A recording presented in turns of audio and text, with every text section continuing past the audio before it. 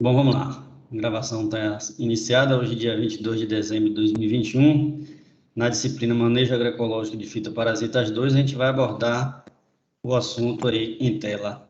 Controle de fitoparasitas, né? Controle de forma cultural ou mecânica e também controle genético para, de fato, fugir, né, da ação de insetos considerados pragas e doenças de modo geral. A aula, repito, está sendo gravada para ficar aí disponível depois para possíveis visualizações, tirar dúvida, enfim. Bom, qual é o objetivo do nosso encontro de hoje aqui? É apresentar para vocês estratégias para controlar fitoparasitas utilizando esses dois métodos distintos aí. Controle cultural, ou também conhecido como mecânico, e controle genético. E possibilita aí com a aula de hoje que você possa enriquecer o seu conhecimento através da possibilidade de aprofundar os conhecimentos sobre métodos justamente de controles abordados aí, métodos de controle mecânico e genético de fitoparasitas para fugir, né, na verdade, dos tipos de controle tradicionais, controles químicos, né?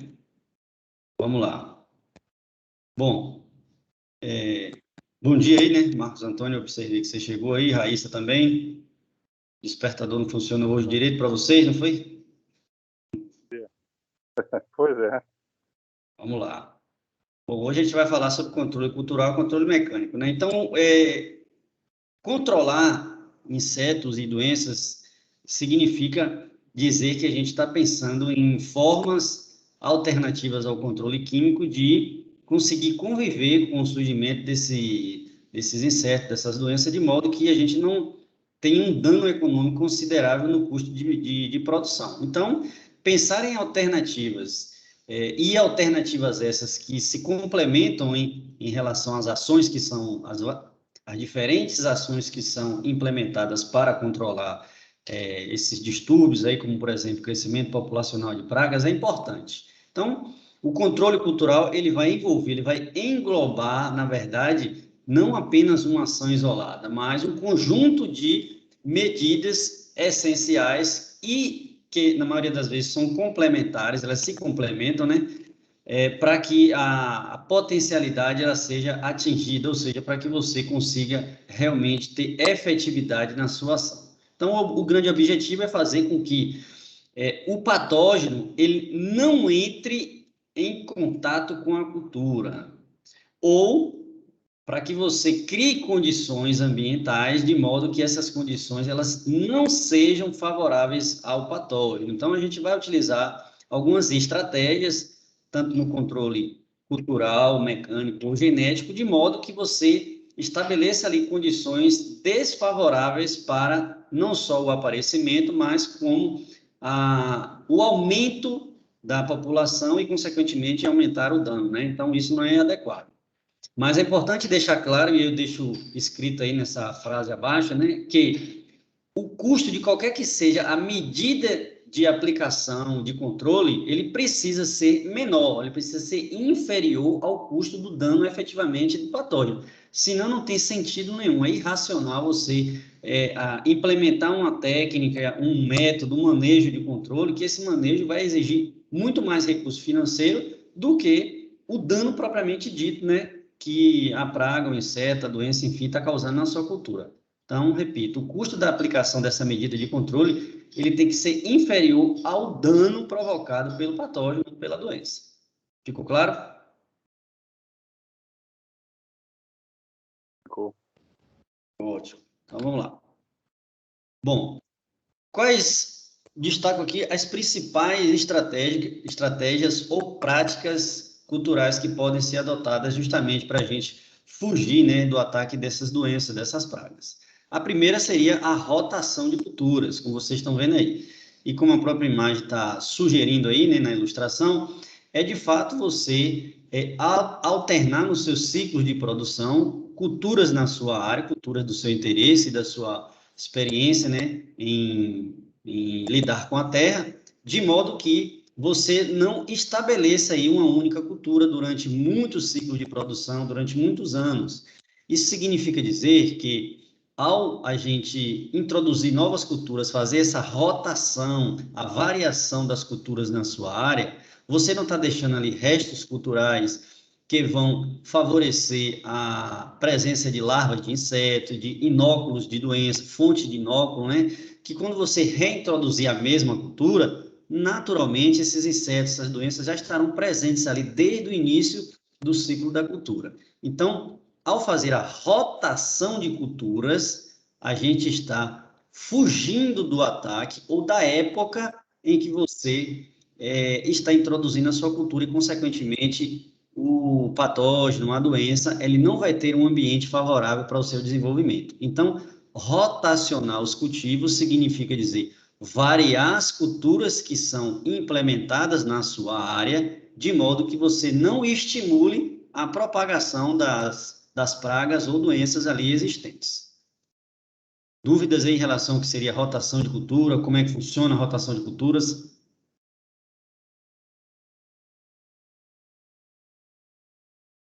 Não, eu tô entendendo Eu a vi, questão da... professor, na rotação de culturas. Quer dizer, são dois tipos de culturas, né? Isso. Mas não necessariamente você precisa ter duas culturas na área. Vamos pensar em uma cultura só. Cenoura, por exemplo. Ao final do ciclo da cenoura, na sua área só tem cenoura.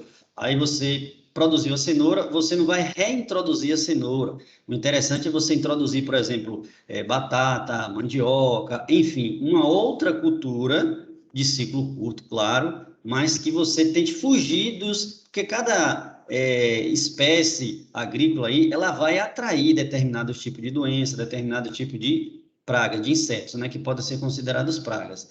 Então, ao você ir variando a cada final de ciclo de cultivo, significa dizer que você está criando um ambiente desfavorável à manutenção daqueles insetos na área, à manutenção daquelas doenças. Então, a rotação de cultura significa isso daí, você variar a introdução de novas culturas a cada final de ciclo de cultivo. Entenderam? Sim. Marcos Antônio, você queria falar alguma coisa? É assim, ó, depois da... É feita a rotação de cultura. Quando você retira uma cultura, aí o solo fica ali. Existe um preparo também para o solo, né? Sim, com Mesmo certeza. para não introduzir uma outra cultura e ter problemas também. Acho que prepara primeiro o solo, não é isso? Retira Isso, aquela cultura, aí vai exatamente. fazer o preparo do solo, aí depois que faz essa rotação. Sim, com certeza, com certeza. Até para você expor as camadas mais inferiores do solo, a exposição da energia solar e eliminar, inclusive, larvas de possíveis insetos. Então, é importante, sim, bem destacado aí, o preparo do solo também é interessante. Até para você também enxergar o que é que tem no solo em termos de fertilidade, para você fornecer o que a cultura realmente precisa para atingir o nível de produtividade que você deseja. Então, muito bem colocado. Além da rotação de cultura, outro destaque aqui é o material de propagação, ou seja, as sementes ou mudas precisam ser sadias, ou seja, isentas de qualquer tipo de contaminação. E aí é importante você ter em mente que a aquisição, a compra desses materiais de propagação, como eu já disse aqui, mudas ou sementes, precisa ser de pessoas idôneas, ou seja, aquelas pessoas que você confia que está lhe vendendo um material de qualidade. Então é importante você ter em mente, né, que você precisa, desde o início da sua implantação, que seria a compra de mudas, por exemplo, você adquirir de pessoas, de comerciantes que você tem confiança e que essas pessoas lhe demonstrem credibilidade, ou seja, que estão lhe vendendo realmente material de boa qualidade. Se você desconfia do produtor, do comerciante, é importante você buscar outras fontes, porque se você já introduz na sua área um material propagativo aí que você que está contaminado, então, consequentemente, quando essa cultura começar a se estabelecer, os insetos ou as doenças já estão estabelecidas ali. E aí, para você controlar, né, o seu manejo vai ser muito mais oneroso. Você vai precisar de muito mais mão de obra, muito mais um manejo muito mais eficiente, se é que você vai conseguir controlar, né? Então é importante vocês terem consciência que as mudas precisam sim vir com boa qualidade. Se você tiver condição de produzir, melhor ainda, né? Porque você tem a consciência daquilo que você está fazendo e você tem ciência que seu material ele foi bem preparado, ok? Professor, aí é aí que vai entrar a questão do ISO, né? Porque nem sempre o produtor terá condições de saber, né? Então, eu acho que aquele sistema do ISO entraria aí. Não é isso mesmo? Também, também. A certificação ISO 14001 também ela vai levar em consideração, por exemplo, a ausência de produtos agrotóxicos no preparo dessas mudas, se essas mudas elas estão sendo produzidas de fato respeitando as questões ambientais, de diversidade, de biodiversidade. O fato é o seguinte também, assim como qualquer outra área, né? Se você compra o produto de um comerciante que ele tenta lhe enganar, ele só faz isso uma vez, né? As próximas vezes que você for precisar adquirir muda, você já sabe que você não vai comprar daquele comerciante porque ele tentou lhe enganar ao vender um produto dizendo que o produto era de boa qualidade, quando na verdade, quando você tentou colocar no campo, você percebeu que existe uma série de problemas, como já vinha infestado com doenças, enfim. Então, essa relação ela precisa ser muito bem estabelecida e você precisa confiar no que o material é bom e ao introduzir, ao comprar, né, você vai verificar realmente no campo, na prática, se esse material é de boa qualidade, aí você vai readquirir outras vezes, inclusive fazer propaganda, né? A melhor propaganda é essa aí do boca a boca, quando você pode ir fazendo a divulgação desse material para os seus vizinhos de propriedade, enfim, para adquirir um determinado produtor. Repito, se você puder produzir as mudas, melhor ainda. Melhor no sentido da questão da fitossanidade e também da questão financeira, né? Outra prática cultural seria realmente o local e época de cultivo.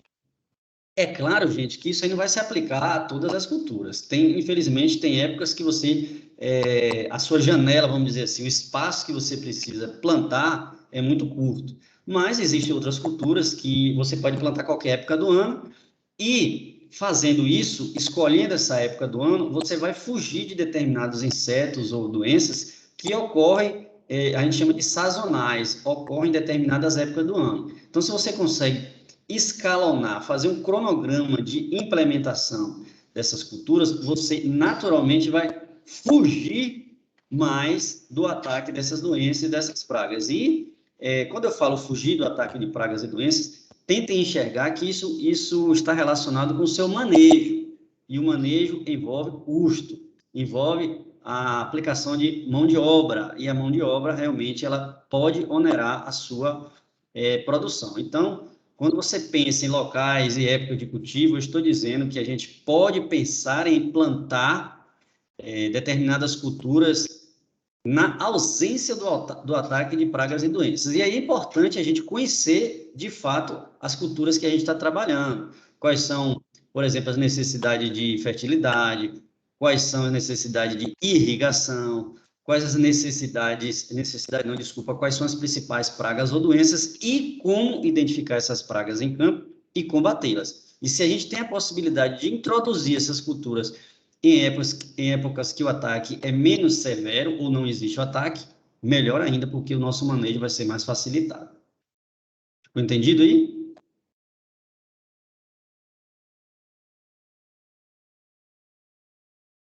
Professor, Bom, entendi. Agora, assim, olha só, como trabalhar uma grande plantação sem usar o agrotóxico? É possível isso aí? Sem usar, sem usar agrotóxico, eu acredito que não, mas poderá reduzir, né? veja bem, existe sim, existem grandes exemplos e a tendência, Marcos, daqui para frente não existe mais um caminho de volta não, tá? Não existe como voltar atrás e pensar em utilizar a quantidade de agrotóxicos que se utilizou há 20 anos, por exemplo, atrás aí. Não tem essa possibilidade mais, porque a grande maioria das pessoas, dos países, já estão bem conscientes dos danos que provocaram e provocam ainda hoje. Infelizmente, ainda existe uma parcela da população, não só no Brasil, mas em nível mundial, que insiste em lutar contra isso, mas existem alguns exemplos aqui na Bahia, em nível nacional também e internacional, sim. O grande problema é a questão do imediatismo. A gente quer exterminar determinada praga, a gente quer exterminar determinada doença da noite para o dia. O importante não é tratar o problema em si estabelecido, é entender por que que aquele problema veio à tona. Então, quando você desmata aí, limpa uma área e coloca 100 hectares, um exemplo aqui, de coqueiro, você tem que entender que você mudou completamente, você manipulou a vegetação daquela área. Lembra do que eu falei sobre a influência antrópica relacionada aos aspectos positivos e negativos na agricultura? É disso que eu estou falando. Então, você manipulou a área, você criou uma uniformidade no seu plantio. Então, como é que você quer que a sua área não tenha insetos considerados pragas aí, e que esses insetos, uma vez presentes na sua área aí, eles vão se reproduzir numa escala temporal muito rápida. Então, o importante é você trabalhar com a diversificação e enxergar que é muito melhor você tratar melhor o solo de forma gradativa, disponibilizando esses nutrientes de forma lenta. Já estou falando aqui do quarto ponto aqui, sabe? A nutrição da planta, que a gente vai ver até depois do recesso, uma teoria chamada de teoria da trofobiose. Então, quando você nutre bem a sua planta, ela vai atrair menos insetos pragas, ela vai atrair ou vai estar, ela tende menos a ficar doente. Então, como eu disse e repito, o importante não é você pensar só em tratar o problema, é por que aquele problema veio à tona, por que aquele problema surgiu. Por que você tem numa área aí uma infestação de ferrugem no café, por exemplo? Porque assim, você pode conviver com doenças, com insetos pragas. O ideal não é você eliminar 100%, é você conseguir conviver de modo que a presença daquele inseto praga, daquela doença, não cause um dano, prejuízo econômico de tal forma que você não consiga se sustentar na atividade. Um exemplo claro para a nossa região, para a cultura principal da nossa região, é a vassoura de bruxa. Quais são os cultivos de cacau que não tem vassoura de bruxa? Você não elimina a vassoura de bruxa, mas você convive com ela fazendo tratos culturais.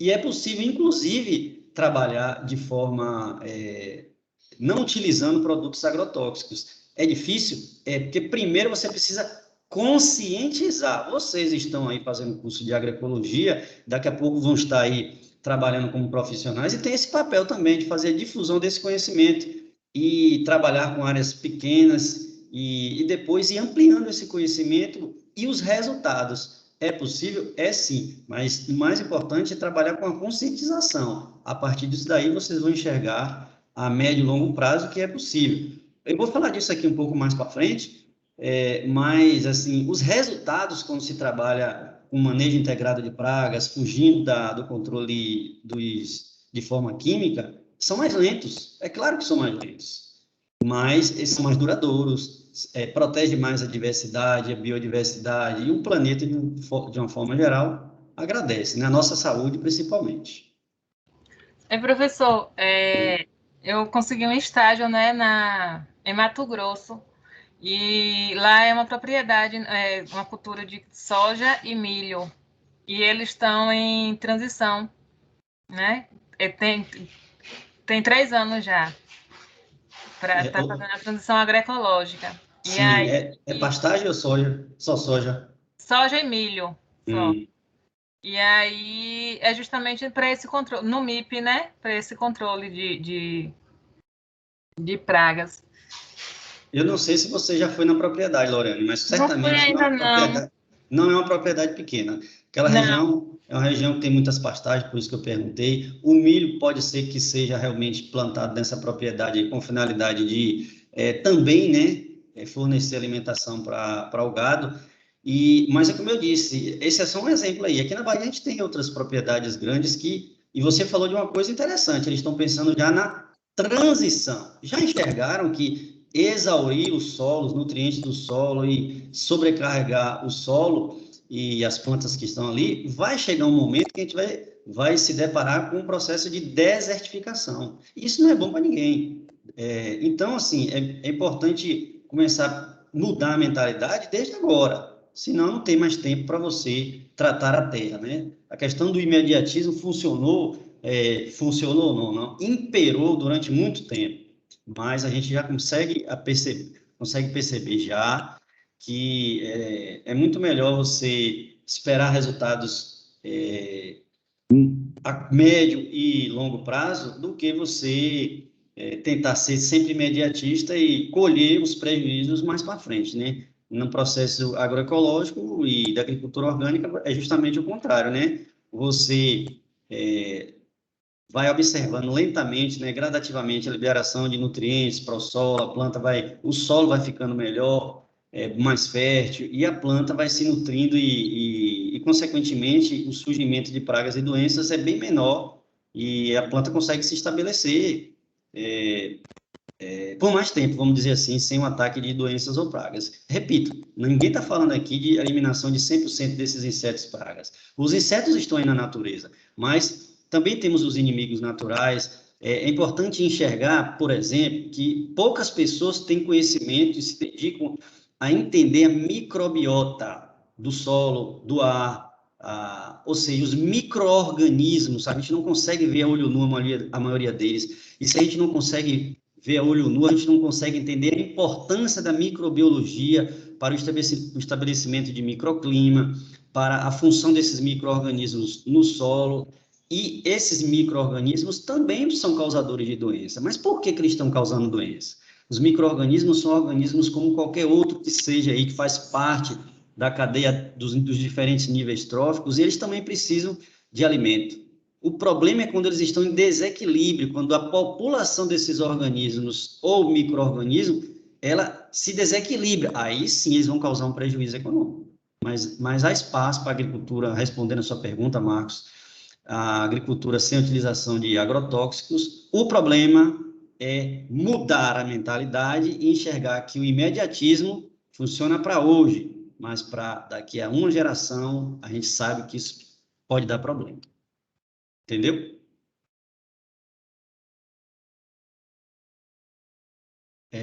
Bom, uma outra prática cultural está relacionada com a irrigação. E aí a gente precisa falar do bom uso da água. Uso e reuso, como a gente viu na aula da outra disciplina, na segunda-feira, né? Então, pensar em irrigação é preciso pensar primeiro no uso eficiente da água de forma correta. Primeiro, para você não usar em excesso, e ao usar em excesso, que fique bem claro, a gente cria um microclima, para não deixar passar a informação falada agora, né? Um microclima ideal para o surgimento de várias doenças, e principalmente doenças fúngicas. Quanto mais úmido o seu ambiente, maior a probabilidade de aparecerem doenças fúngicas. E aí a gente está falando aqui de soluções, de práticas para a gente fugir do ataque de insetos, pragas e doenças. Então, se você vai fazer a utilização, é importante fazer a irrigação nas horas corretas, né? Principalmente no início ou no final da tarde, de modo que você tenha incidência de sol e vento, né? Na medida certa, para que você consiga evaporar e não deixar esse excesso de água no seu ambiente, porque, consequentemente, vai provocar o aparecimento de doenças fúngicas. Então, optar sempre por uma irrigação mais localizada é mais eficiente do que irrigações, por exemplo, utilizando canhões, pivô central, enfim. Ok? Quando for possível. Dúvidas?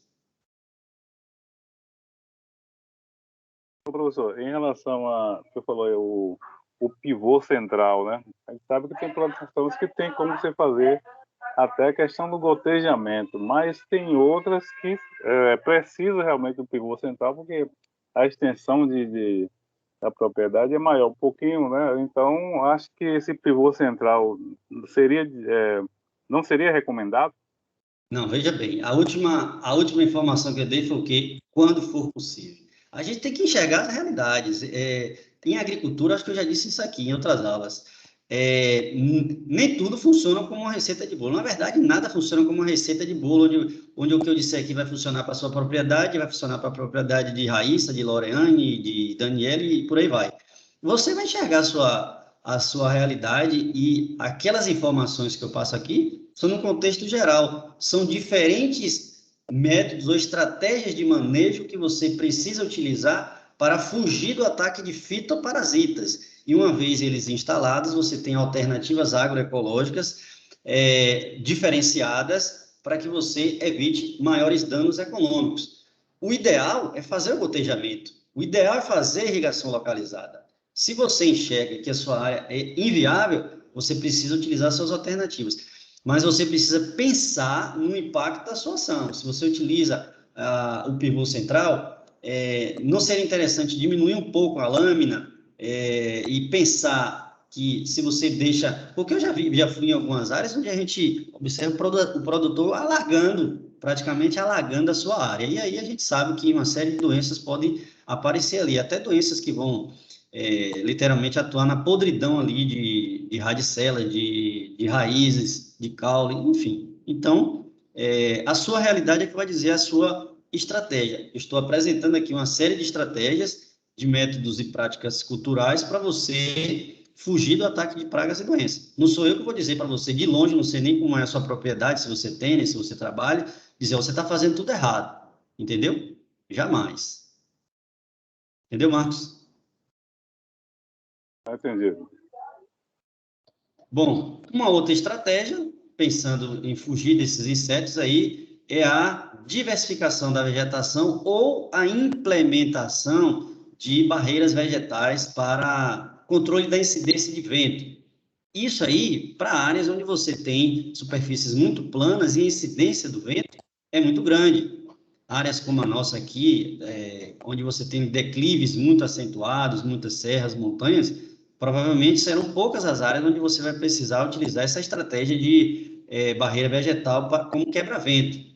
E aí, quando for utilizar o quebra-vento, né, é importante entender como funciona, para não fazer a técnica de forma errada. Então, aqui temos duas ilustrações, onde aqui você tem barreiras em um modelo adequado, né, onde você tem a redução, aqui você tem a direção do vento, né, então você tem uma redução da velocidade do vento, mas você não impede, você não faz uma impermeabilização, ou seja, você não adensa aqui de tal forma a vegetação, de modo que o vento não vai conseguir passar. Ele vai passar, mas, como o próprio nome está dizendo, vai haver uma quebra da velocidade do vento. Então, ele passa, mas numa velocidade menor, não atingindo, assim, de forma mais intensa, a sua cultura principal. Aqui, nesse exemplo de baixo, a gente tem a implementação de uma barreira de vegetação, mas muito adensada. O que pode acontecer aqui, segundo os estudos já verificados, é a famosa formação de redemoinhos. Então, como você tem uma impermeabilização, a tendência é o vento passar e criar um redemoinho. E aí sim você tem o que seria uma estratégia para impedir, né, para minimizar os danos, você tem, na verdade, uma ação contrária a disseminação de, por exemplo, esporos, de vetores que são levados de um local para o outro através da ação do vento. Então, ao fazer a utilização de barreiras vegetais, é importante enxergar que não é adequado você impermeabilizar, ou seja, adensar demais essas espécies que vão ser utilizadas como barreira vegetal, e aí o vento não vai conseguir passar entre essas barreiras, vai passar por cima, causando esse redemoinho. Isso é uma clara ação, né, da impermeabilização. O vento não consegue passar. E aí, nessa tabela aqui, eu trago para vocês espécies já bastante utilizadas, né, por técnicos nessa prática aí de manejo agroecológico. E, naturalmente, a gente tem algumas vantagens e desvantagens quando você utiliza aí. E é importante dizer também que vocês podem colocar essas barreiras nas bordas, né, ou seja, externas, e também dentro, né, entre aí o seu plantio principal, que são as barreiras internas. A gente já vai ver um exemplo disso aí também. Então, aqui do lado esquerdo a gente tem vários exemplos, né, e as vantagens e, naturalmente, desvantagens. Primeiro exemplo aqui, o abacate. Além de você ter essa possibilidade de barrar o vento, né, você pode ter uma geração de renda. Então, ao utilizar essas barreiras de vegetação em área que vão incidir o vento, pense também como se beneficiar não somente da ação direta do vento, mas o que é que a planta pode lhe gerar em termos de lucro.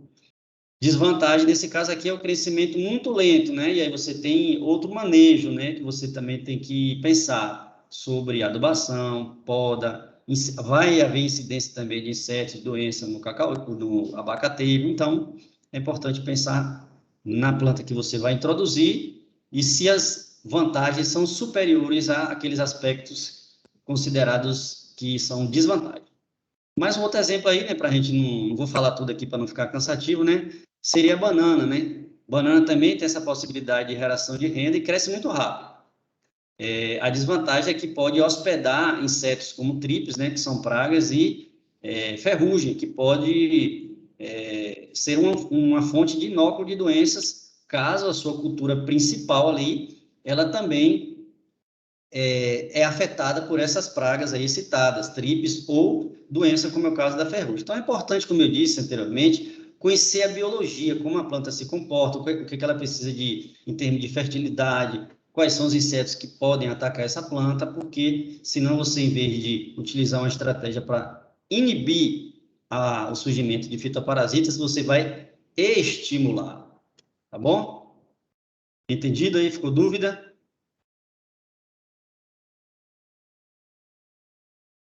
Não, professor.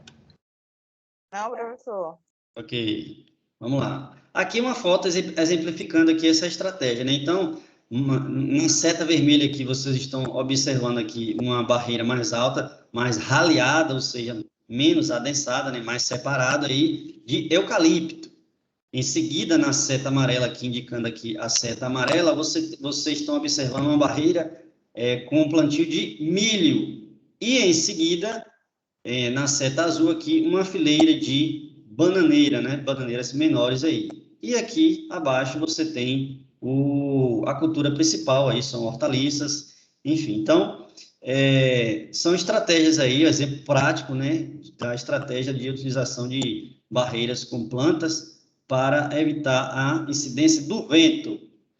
Aqui, em outro exemplo, né? Em Brasília, aqui, ó, plantio de cenoura, e ao fundo aí vocês estão observando barreiras de plantas conhecidas lá na região como alfineiro, e com essa finalidade, né, de diminuir a incidência do vento. O vento, propriamente dito, ele já causa, né, em função da velocidade, danos, né, pode rachar ramos e trazer também insetos ou esporos de fungo de outras áreas para a sua área de cultivo aí. Então, o vento ele pode ser um problema em regiões, como já disse, superfície plana, observem aí, e que há essa incidência maior de vento. A nossa propriedade, as propriedades aqui da região, isso provavelmente não vai ser um problema, mas vocês não estão sendo formados especificamente para atuar somente na região. Vocês têm que pensar que oportunidades vão surgir. Exemplo claro já foi dado aqui hoje, né? A colega Loriane está se preparando para fazer um estágio em outro estado.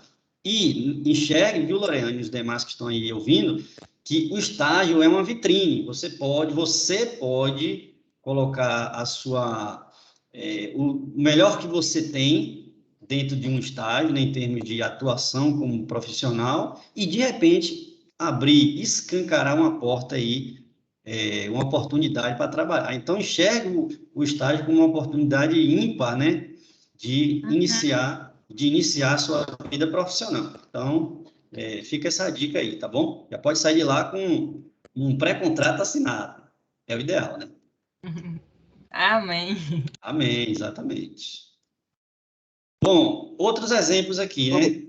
Oi, pode falar. Professor, antes de eu entrar nesse outro assunto, esses quebra-vento necessariamente tem que ser de culturas perenes?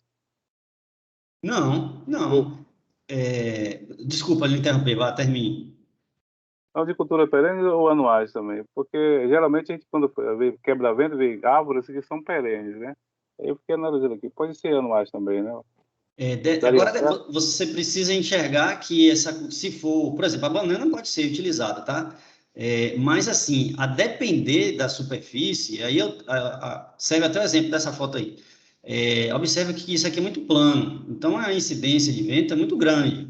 Então, você tem que enxergar se essa cultura que você está implementando, ela vai suportar, primeiro, a velocidade do vento, vai realmente atuar como essa função de impedir, né, a ação danosa do vento, e após o ciclo completar da cultura, como é que você vai impedir a ação do vento? Você vai ficar um período aí, né? Sem proteção nenhuma. Então, você precisa pensar nisso. A sua cultura principal, ela vai continuar na área, mesmo depois que você retirar a sua cultura temporária que está sendo utilizada para proteção do vento, entendeu?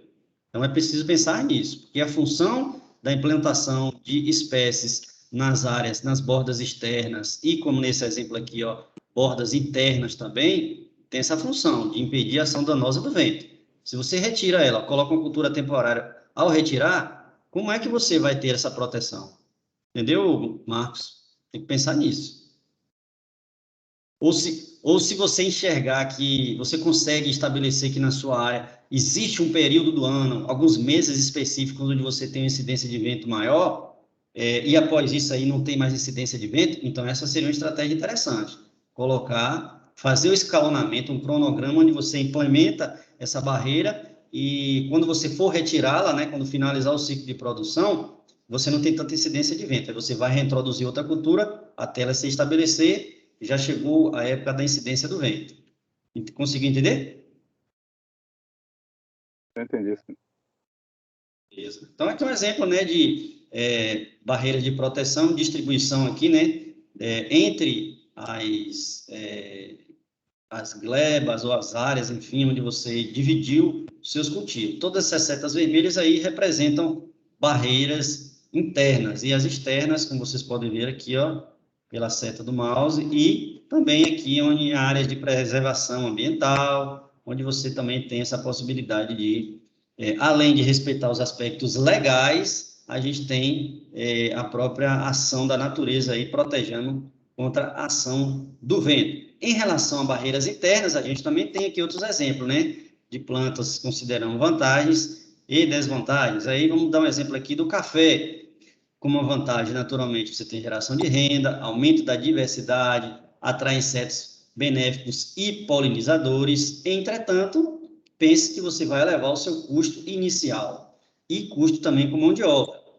Associado a isso, um exemplo também do café, que existem insetos considerados pragas, como a broca, né, a ferrugem, entre outras doenças, e aí você precisa pensar nisso. Esse tipo de inseto praga, esse tipo de doença, vai também ser atraído pela sua cultura principal? Se for, não é ideal fazer a utilização dessas barreiras internas. É sempre importante, como eu já disse, entender a biologia, todo o ciclo de produção da cultura, quais são os insetos que são atraídos para você não trazer problema para a sua propriedade. Daí é você pensar em fugir desses insetos, desses fitoparasitas. Beleza? Aqui temos exemplos em relação também ao controle cultural, a utilização de consórcio ou policultivo. Antes de falar, sabe a diferença do consórcio e policultivo? Raíssa?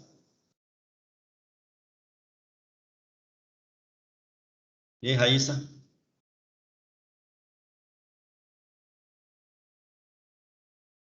Marcos Antônio, saberia responder? O nome já está dizendo um pouquinho. Consórcio é consorciar com outras culturas e policultivo são várias culturas diferentes, né? Policultivo, né? Exatamente. Na mesma área você tem 3, 4 diferentes culturas. Geralmente a gente utiliza a hortaliça, né? O consórcio você combina geralmente duas culturas, né? Aí temos exemplo aqui de tomate e repolho ao lado esquerdo e exemplo de consórcio. E ao lado direito, nessa imagem, um policultivo com alface, com couve, com cenoura e também com cebola. Então, por que a gente pode utilizar? Por que não? Qual a vantagem em se utilizar tanto consórcio quanto policultivo de diferentes espécies quando a gente pensa em manejo de fitoparasitas, controle de fitoparasitas? O que vocês imaginam? Qual a vantagem em utilizar consórcio ou policultivo para o controle de fitoparasitas? É como se fosse predadores, né? Inimigos naturais. E aí manteria-se aí o controle, né? Isso, perfeitamente. Você atrai insetos considerados inimigos naturais. Para a atividade assíncrona dessa semana, a abordagem é especificamente sobre policultivos. Ao final da aula a gente vai falar sobre isso, mas já adianto que a utilização de policultivos no manejo de fitoparasitas. Então, o consórcio ou combinação de plantio de diferentes espécies tem esse objetivo, de aumentar a eficiência no uso dos recursos que você tem na sua propriedade, né? Diversifica a sua cultura, né? As culturas que estão implementadas. Ao diversificar, você não coloca uma pressão na área, ou seja, você não elimina, né, a diversidade, pelo contrário, você estimula a biodiversidade e, ao fazer isso, você estimula a atração de outros insetos considerados inimigos naturais. Diversificando as suas culturas, você também possibilita o surgimento e ação de insetos considerados inimigos naturais. Então, é uma estratégia bem interessante e, portanto, é por isso que eu escolhi essa atividade assíncrona dessa semana, mas daqui a pouco eu falo mais sobre isso.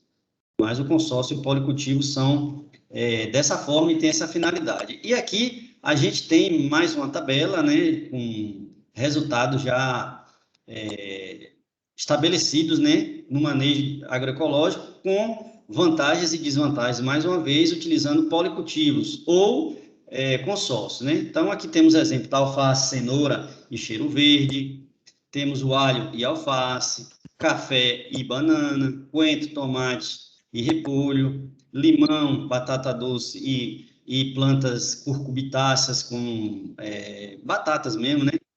Limão e pimentão, maracujá, enfim, uma série de plantas, fica aí, não vou detalhar muito aí, mas fica a dica de qual a função, qual a finalidade de se estabelecer consórcio. É claro que, mais uma vez, eu reitero aí a importância de vocês conhecerem a natureza, a biologia da planta, para entender se vocês realmente estão fazendo a coisa certa em relação àqueles consórcios. Essas plantas, me lembrei aqui agora, falando, por exemplo, do coentro, elas liberam também substâncias bioativas que podem afugentar, serem consideradas como inseticidas naturais, né? O aroma produzido por essas plantas aí, o alho, o coentro, cravo, entre outras coisas aí, vão também atuar na sua área como repelentes naturais. Então, quando você diversifica, voltando a falar aí da importância da diversificação, né? Você também tem esse ganho a mais. As plantas agem também atraindo ou repelindo insetos que podem causar danos às culturas. Tá bom, gente? Dúvidas? Não, só uma dúvida que é o seguinte, que esse consórcio, ele pode ser utilizado em grande escala ou somente para propriedades médias? Porque a gente observa que num certo momento, não haverá um controle, pelo que eu vejo assim, em termos de produção, né? Veja bem, como que você não enxerga o controle de produção? Explique melhor. Por exemplo, você tem uma plantação de milho, então no final da plantação você sabe qual é o total que você tem ali plantado. Nesse consórcio aí, você vai ter várias culturas diferenciadas. Então você teria que ter uma tabela para saber quanto eu teria de produção de cada... Sim, entendi. Imagine que você... bom, primeiro você tem que enxergar que o produtor, ele precisa ser organizado, né? Ele precisa se organizar em termos de planejamento das ações da sua propriedade. Mas imagine que você tem 10 hectares na sua propriedade. Nesses 10 hectares, você vai dizer o seguinte, 7 hectares vão ser destinados para plantio de um consórcio de soja, algodão e milho, por exemplo. Então, assim, você sabe, eles não ficam... enxergue o consórcio não como uma coisa assim, um mosaico, viu, gente? Um mosaico realmente de meio hectare milho, 1 hectare soja, enfim, você tem linhas estabelecidas de plantio, e aí sim você tem uma área diversificada em termos de plantio, mas você sabe, eu plantei desses 7 hectares, eu plantei 3 hectares de milho, eu plantei 2 hectares de soja, eu plantei 1 hectare de algodão, enfim, você sabe quanto que você plantou, viu, Marcos? E ao saber a área plantada, você tem como estabelecer a área colhida. Então, assim, não é feito de forma aleatória, não. Conseguiu entender? Não, eu entendi, sim. É porque geralmente quando a gente vem em pequenas propriedades, plantam assim sem ter um certo controle, né? Como se fosse só para consumo, né? Mas nesse caso Sim, é sim. diferenciado. Entendi, entendi.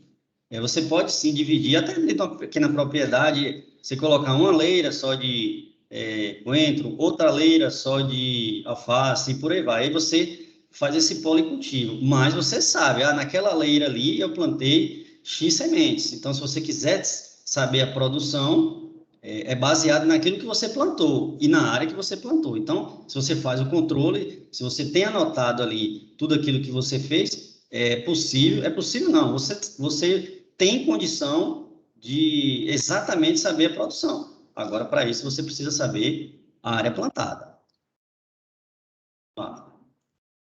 Bom, para arrematar aqui essa questão do controle cultural e mecânico, eu digo a vocês o seguinte, até comentei durante a nossa aula aí, foi bom o Marcos fazer algumas perguntas para justamente vir à tona que a adoção desse controle cultural, assim como o manejo integrado de modo geral, ele depende muito da capacidade do convencimento do produtor.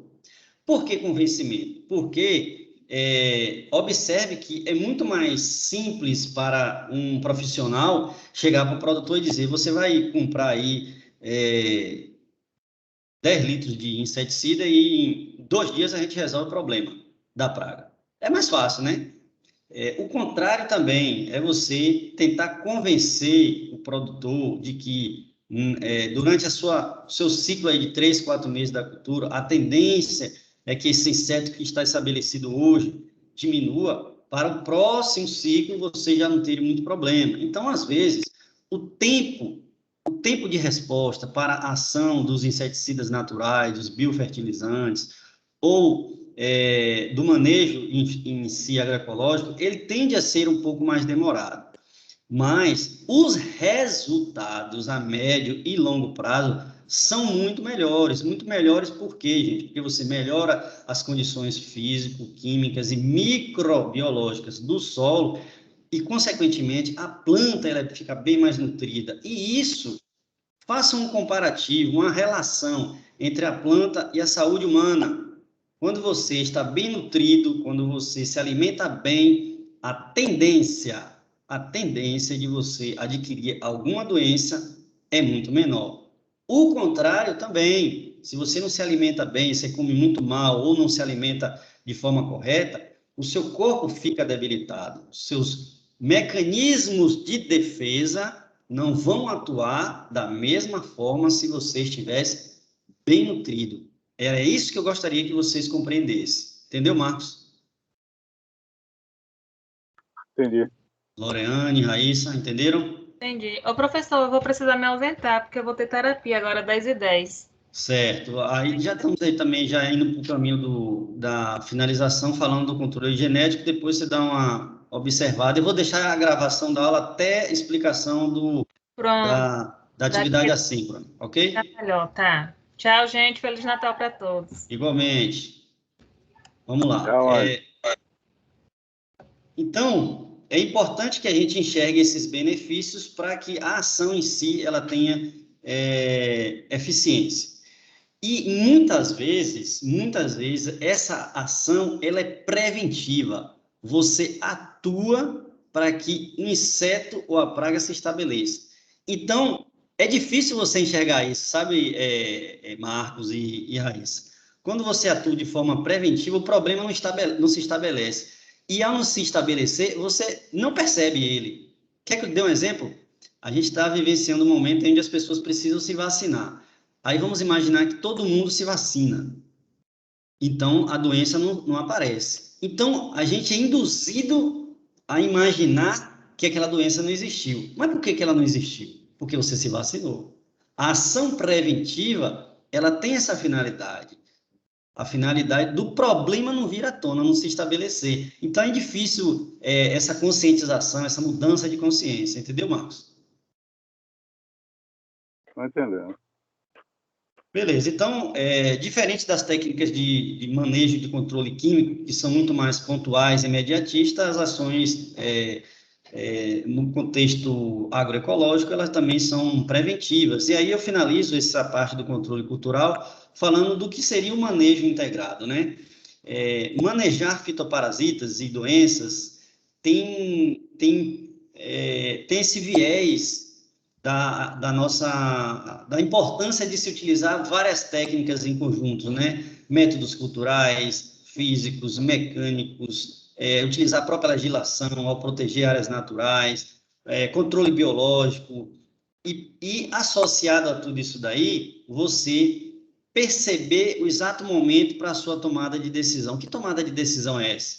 É você entrar com uma ação de controle, mas para isso você já monitorou quais são os insetos, quais são as doenças, você já utilizou estratégias preventivas para que a doença não se estabelecesse, e ainda assim, se aquilo está causando um dano econômico considerável, aí você toma a sua decisão de utilizar um produto para controlar, né, manejar os fitoparasitas. Mas o manejo integrado, como o próprio nome já está dizendo, corresponde a um conjunto de técnicas que se relacionam e se complementam para efetivamente controlar um fitoparasita na sua área. Esse é o resumo daquilo que a gente viu sobre o controle mecânico ou cultural. Ok? Bom, e para finalizar, eu gostaria de informar vocês que a gente também tem a possibilidade de fazer o controle genético. Controle genético nada mais é do que a utilização de materiais propagativos, de variedades que são resistentes a doenças, resistentes ao ataque de insetos considerados pragas. Variedades resistentes a fitoparasitas, para evitar prejuízos com organismos que são causadores de doenças, como insetos, micro-organismos, nematóides, como vocês estão vendo aqui nessa imagem, e isso sem considerar, isso considerando principalmente que evita, né, danos ambientais, porque você não precisa utilizar produtos químicos. Você está manipulando a espécie vegetal de modo que se consiga chegar a um resultado onde aquela planta vai ser resistente a determinada ação de patógeno. Um exemplo que está aí na tela são variedades resistentes de soja, né? Variedades resistentes aí produzidas pela Embrapa, Empresa Brasileira de Pesquisa Agropecuária. Como vocês podem ver aqui, as variedades BRS 7380 resistente ao meloidógeno incógnita, que é o nematóide, né? Nematóides são organismos que se estabelecem no solo. Aqui tem uma imagem microscópica para vocês verem, né? Esses nematóides, eles adentram, né? Penetram a raiz e se acumulam, como vocês estão vendo aí, sugando, né, os nutrientes da planta. Se ela está sugando os nutrientes da planta, imaginem que a planta vai ter um crescimento muito menor, vai ter um crescimento e a sua produtividade afetadas negativamente. Então, aqui nós temos dois exemplos, né? Uma imagem de um sistema radicular da soja completamente infestado com esse nematóide, que é um organismo que se desenvolve no solo, sugando os nutrientes da planta, e ao lado esquerdo nós temos aí o sistema radicular de uma planta da soja aí resistente, ou seja, não há presença do nematóide. Então, esses nódulos que vocês estão vendo aí na imagem são justamente a representação desses organismos no solo, no sistema radicular, prejudicando o desenvolvimento da planta. Então, a utilização do controle genético consiste na utilização de variedades resistentes para que a planta consiga se estabelecer bem no solo e, aí, consequentemente, atingir produtividades em áreas onde a gente já tem um conhecimento da presença de doenças ou patógenos que podem comprometer o desenvolvimento da planta. Ok? Alguma pergunta? Eu gostaria de saber, assim, na sua opinião, né? Como fazer esse trabalho, né, de se controle, esse manejo, né? Em relação a determinado tipo de solo, né? A gente sabe que tem tipo de solo que é mais propício à questão de praga, e tem aqueles outros que não. E tem a questão também da profundidade do solo, que a gente sabe que tem plantas que tem aquela questão do o pivô, né? Pivô central, né? Ela A vai raiz, muito a mais, raiz muito, é considerada como pivotante, né? é pivotante, né? Então, como fazer essa comparação aí e ter esse resultado? Você está querendo, não sei se eu entendi sua pergunta. Sua pergunta está relacionada a plantas que têm um sistema radicular mais profundo, como fazer esse controle em plantas que têm um sistema Ju- radicular mais profundo? É justamente isso aí. Muito bem. Primeiro a gente tem que entender, viu, Marcos, se o problema específico aí do nematóide, ele está atuando nesses sistemas radiculares mais profundos, ok?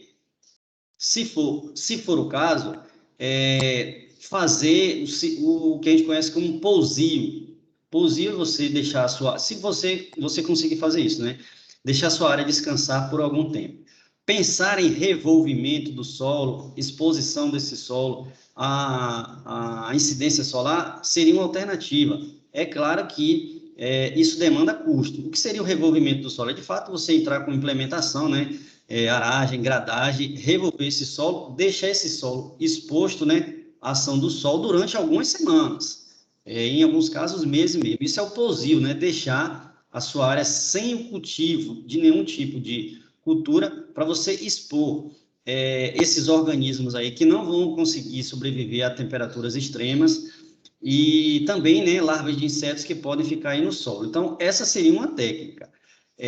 A outra é você utilizar diversificação na sua área mesmo aí, você conseguir tentar incorporar mais nutrientes ao solo, fazendo uma adubação verde, porque quando um determinado organismo está na área, viu, Marcos, significa dizer que alguma coisa está em desequilíbrio. E aí, é importante enxergar qual é esse desequilíbrio. Durante quanto tempo essa cultura principal está aí na sua área?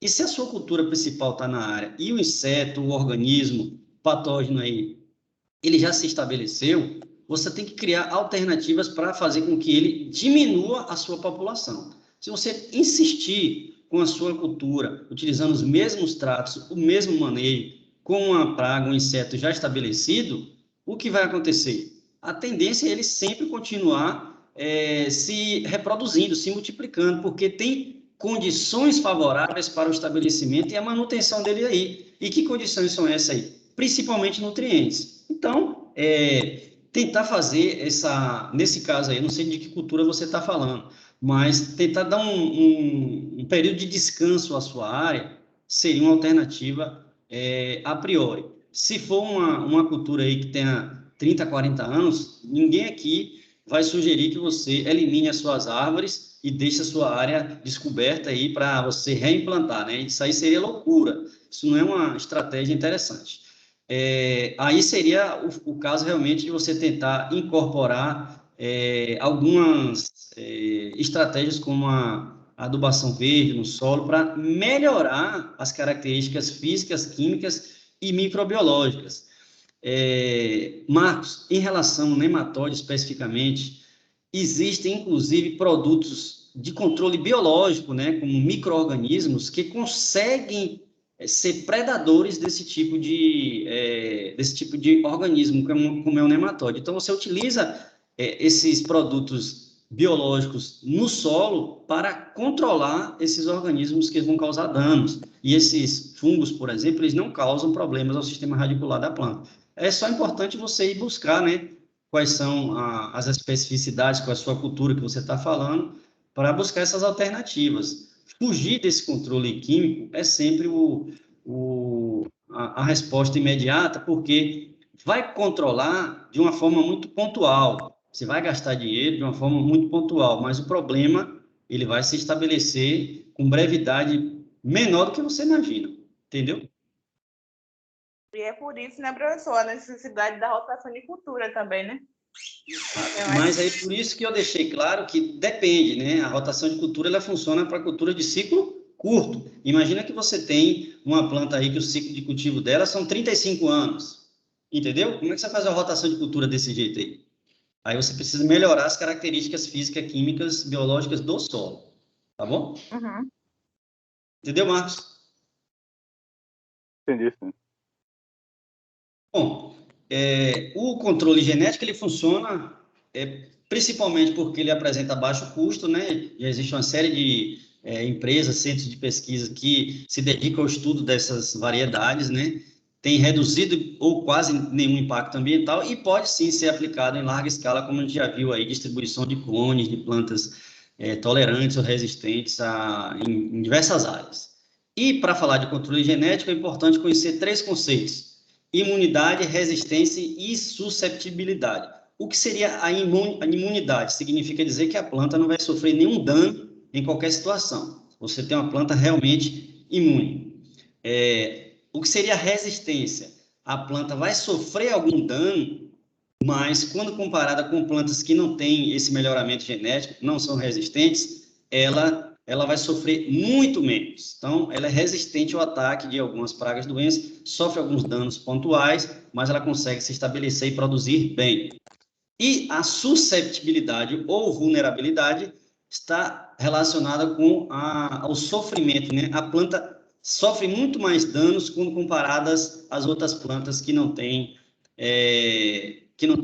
têm algum tipo de melhoramento genético. Então, você tem plantas suscetíveis sofrem muitos danos severos, plantas que têm resistência, ou seja, elas podem até sofrer algum dano, mas nada que comprometa a sua produtividade, a sua eficiência no campo. E as plantas imunes são aquelas que não sofrem nenhum tipo de dano em relação a qualquer que seja a condição, a situação que ela esteja no campo. E aí, falando de controle genético, a gente tem muito esses principais conceitos aqui, da resistência e da susceptibilidade.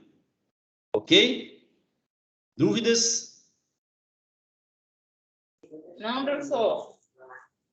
Bom. Não, se eu explicasse só essa última susceptibilidade aí, que eu não entendi.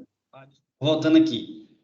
Imagina que você tem uma planta, vamos pensar aqui, de soja, um exemplo, soja, tá bom? A soja, ela sofre muito com o ataque de um fungo que causa ferrugem. Então, você vai ter 2 exemplares, uma planta que é resistente e uma planta que é suscetível, ok, Marcos? O que seria a planta resistente? É a planta que está ali no campo e mesmo com o surgimento de fungos que causam ferrugem nessa doença, ela pode até apresentar uma ou outra folha ali amarelada, né, com a estrutura do fungo, mas ela não vai ter impacto na sua produção. Ela é resistente ao ataque do fungo, da doença ferrugem, ok? Isso é o conceito da resistência, da planta resistente. O que seria a planta suscetível? É aquela planta que, quando em contato com o fungo, com a doença ferrugem, ela vai sofrer, em alguns casos ela vai morrer. Então, a planta resistente é aquela que resiste ao ataque do patógeno. A planta suscetível é aquela que não resiste, é que o patógeno consegue se estabelecer, utiliza os nutrientes pela planta, causa danos, afeta o desenvolvimento, em alguns casos, pode levar à morte. Entendeu? Agora entendi. Então, vamos agora estimular o nosso cérebro aí, né, praticando, como vocês já sabem, né, para consolidar de fato os conceitos que a gente viu na nossa aula de hoje. E aí a pergunta para a Raíssa. Considerando um plantio de hortaliças, Raíssa, um plantio irrigado, quais os cuidados você adotaria para evitar o surgimento de doenças fúngicas, né, doenças que são provocadas por fungos? E aí,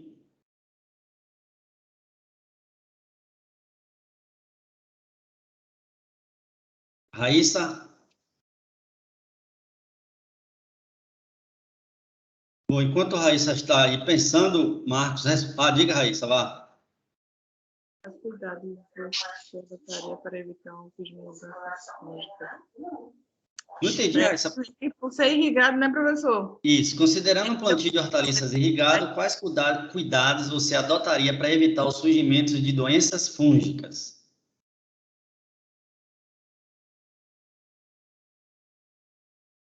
O que você faria? O controle na irrigação, porque a gente tem que observar a necessidade da planta na hora da irrigação. Assim, a gente na horta também, a gente faz a retirada de plantas invasoras, porque ela faz, né, ela absorve mais os nutrientes do solo, então a gente faz essa retirada também. Acho que só. Vamos lá, uma coisa específica que você esqueceu. Doença fúngica, ela se estabelece, consegue se desenvolver em ambientes úmidos. Se você irriga em excesso, você cria um ambiente úmido. Ao criar um ambiente úmido, você favorece o desenvolvimento de doenças fúngicas. Então, o controle da irrigação significa dizer que você precisa pensar em irrigação localizada, como, por exemplo, um gotejamento. Aí você fornece a irrigação propriamente para a planta, e não para a superfície foliar, para outras áreas. Aí você estimula um ambiente mais úmido. Tá bom? Entendeu? Segunda questão, Marcos. Qual a importância da estratégia do controle genético? Quando a gente fala de genética, geralmente a gente vai falar de resistência, né? Então, tornar-se a planta mais resistente e evitar também os danos, né? E possivelmente a economia em custo, né? Porque se você tem planta resistente, você tem uma grande diminuição de doenças, de patógenos e muito mais. Acho que é por aí. Perfeito. Você adquire um material de propagação em uma muda que é resistente, por exemplo, à doença fúngica, você já sabe que provavelmente você não vai precisar utilizar nenhum produto que esteja relacionado ao controle de doença fúngica. Não só a aquisição do produto, mas a aplicação. Então, você diminui o seu custo, muito bem colocado por você, sem falar das questões ambientais aí. Perfeito. Bom, então, me dou satisfeito aí com as colocações. Agradeço aí mais uma vez pela atenção de vocês, mas peço que vocês permaneçam na aula aí. O nosso conteúdo terminou, mas eu vou apresentar para vocês aqui agora qual a atividade dessa semana, atividade assíncrona, tá bom? Só um segundo, eu vou finalizar aqui essa apresentação e projetar para vocês a atividade, tá bom? Só um minuto.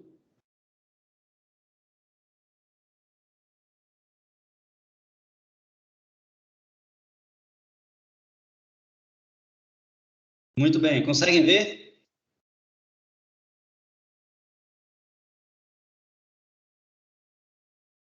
Não apareceu, vai aparecer agora. Ótimo. Então, consegue ver, Raíssa? Sim, eu sou. Ótimo. Então, vocês estão vendo aí, é um arquivo em PDF que contém parte de um conteúdo relacionado a princípios e técnicas para uma agricultura orgânica e sustentável. Dentro desse documento, desse artigo, vocês vão procurar aí na página 287, esse tópico aí, ó, manejo de fitoparasitas em policultivos anuais, ok? Vocês vão dar uma lida nesse capítulo aí, manejo de fitoparasitas em policultivos anuais. Eu vou mandar isso aí para vocês vão ler para realizarem a seguinte atividade. Só um minuto. Eu vou fechar novamente aqui para projetar qual é a atividade que vocês vão fazer. Como eu disse, eu vou mandar para vocês esse artigo, esse documento, e vocês vão fazer essa atividade aqui. Ó. Já vai aparecer para vocês aí. Para mim já apareceu aqui. Estão vendo?